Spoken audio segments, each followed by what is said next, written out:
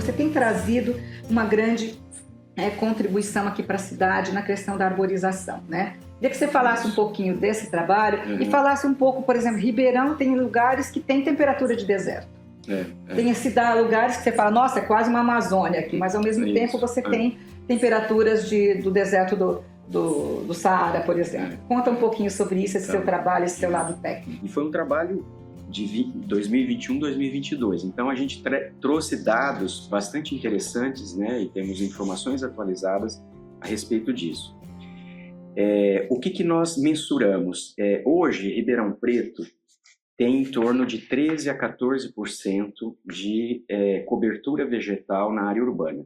Tá? Então esse é o que a gente chama de índice de cobertura vegetal. O recomendado para cidades de porte médio a grande, e Ribeirão a gente já pode considerar uma cidade grande, porque tem mais de 500 mil habitantes, é que seja no mínimo 30% de cobertura vegetal.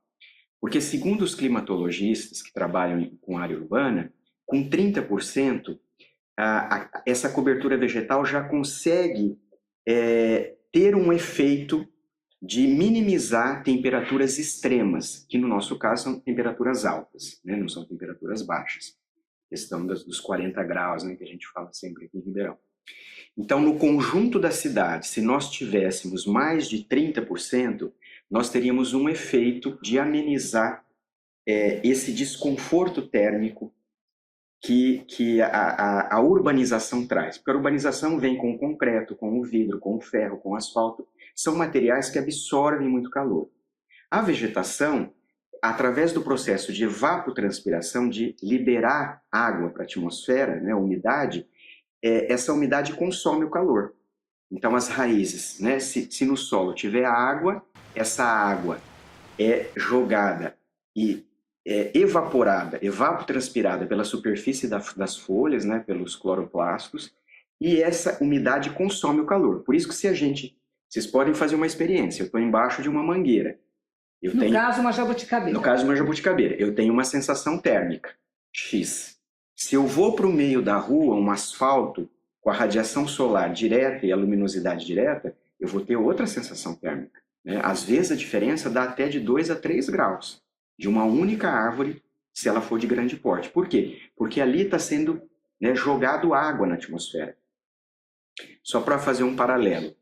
A Amazônia lança na atmosfera 20 bilhões de litros de água por dia.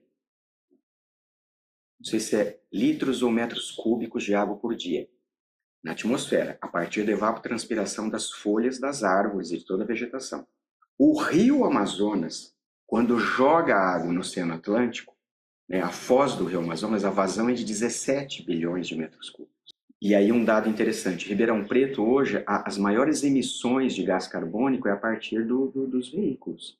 O transporte é o setor que mais provoca emissão de carbono na atmosfera para o município de Ribeirão Preto.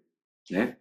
Então, se você pensar em mobilidade ativa, que é a bicicleta e a caminhada, você tem que ter o quê? Sombra. Numa cidade tropical, com muita insolação, muita radiação solar, você tem que ter sombra.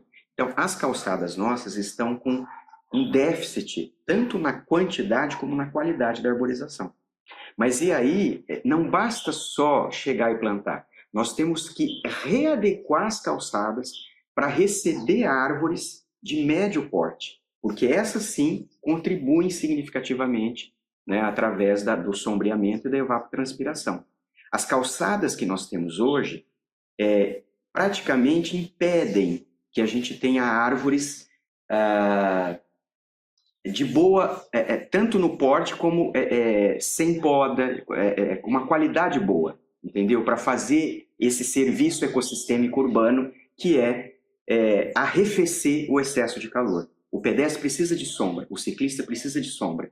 Então, para termos uma arborização melhor em Ribeirão, eu acho que eu estou falando para cidades brasileiras como um todo, a gente precisa, na verdade, readequar as calçadas.